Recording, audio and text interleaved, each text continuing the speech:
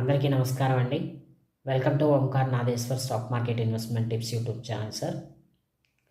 Sir ఈరోజు మన subject ఏంటి అంటే ఐపీఓస్ ద్వారా ప్రస్తుతం మార్కెట్లో మనం ఎంతవరకు లాభపడే అవకాశం ఉంది అనే విషయం మీద మనము ఈరోజు సబ్జెక్టు డిస్కస్ చేసుకోబోతున్నాం సార్.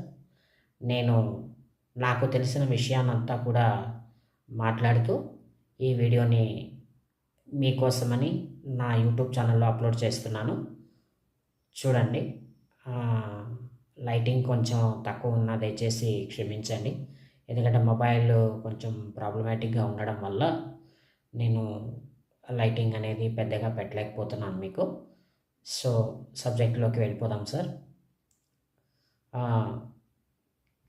అయితే విషయం ఏంటంటే